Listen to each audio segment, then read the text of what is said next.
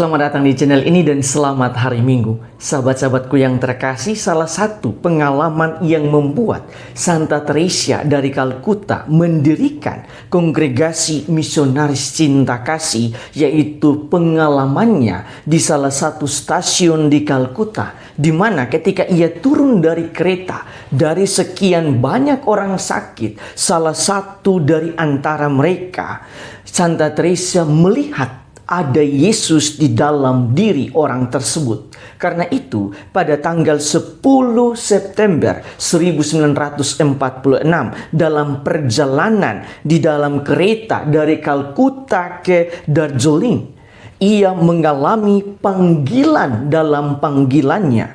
Pada saat itu, dengan suatu cara yang tidak pernah bisa dijelaskannya, dahaga Yesus akan cinta kasih dan akan jiwa-jiwa memenuhi hatinya, sehingga ia pun memutuskan untuk meninggalkan biara Loreto dan mendirikan kongregasi misionaris cinta kasih yang secara khusus melayani orang sakit sekarat, anak-anak yatim, penderita kusta, dan semua orang yang merasa tidak diinginkan dan tidak dicintai.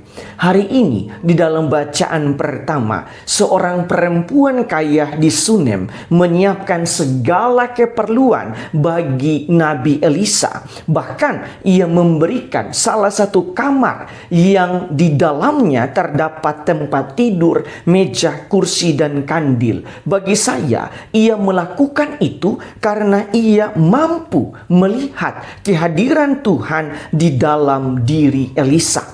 Kita hanya bisa sampai pada titik ini jika kita mengimani dan menjalankan apa yang dikatakan oleh Yesus di dalam bacaan Injil. Yesus berkata, "Siapa saja yang mengasihi bapa atau ibunya, putranya atau putrinya lebih daripada mengasihi aku, ia tidak layak bagiku." Sabda ini tidak hendak menegaskan bahwa Allah itu egois dalam hal mencintai dan melarang kita mencintai ayah, ibu, sanak saudara, dan lain-lain. Tetapi memang sebagai manusia, kita harus pertama-tama mencintai Tuhan terlebih dahulu. Tuhan tahu bahwa manusia itu sangat terbatas dalam hal mencintai. Bahkan terkadang cinta disertai dengan syarat-syarat tertentu. Sehingga kita perlu mencintai Tuhan terlebih dahulu. Kemudian Tuhan akan mencintai kita. Dan cinta dari Tuhan itulah yang kita pakai untuk mencintai sesama kita, mencintai orang-orang terdekat kita. Sehingga jika harus menderita dalam mencintai orang-orang terdekat kita, kita akan tetap kuat karena cinta itu berasal dari Tuhan sendiri.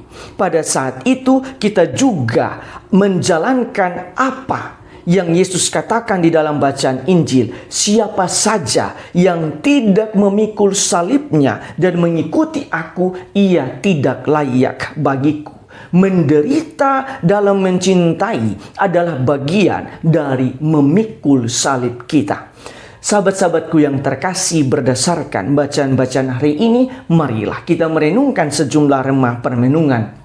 Pertama, di dalam bacaan Injil, Yesus berkata, "Siapa saja yang mengasihi bapa atau ibunya, putranya atau putrinya lebih daripada mengasihi aku, ia tidak layak bagiku." Sekali lagi, ini bukan cinta yang egois dari Tuhan, tetapi kita perlu mencintai sesama dengan cinta yang telah kita terima dari Tuhan sendiri. Pada saat itu, kita juga akan sampai pada titik melihat Tuhan di dalam diri mereka, melihat Tuhan di dalam diri pasangan, anak-anak, dan orang-orang terdekat kita. Terkadang konflik terjadi di dalam keluarga karena mungkin kita tidak mampu melihat Tuhan di dalam diri pasangan, di dalam diri anak-anak kita, sehingga konsekuensinya kita pun hanya bisa mencintai mereka dengan cinta cinta manusia yang sangat-sangat terbatas itu,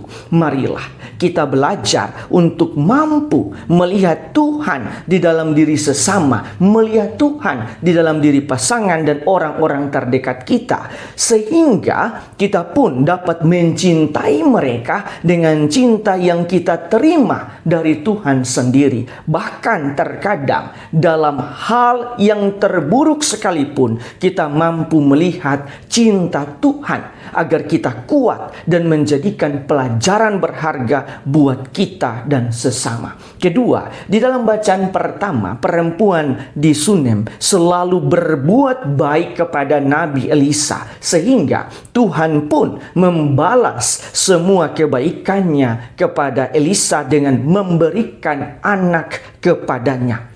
Kisah ini hendak memperlihatkan bahwa kebaikan kita tidak pernah sia-sia. Jika kita tulus membantu dan berbuat baik kepada orang lain, maka suatu saat kebaikan itu pun akan kembali kepada kita, entah dalam bentuk apapun. Itulah iman yang hidup. Tuhan memberkati kita semua.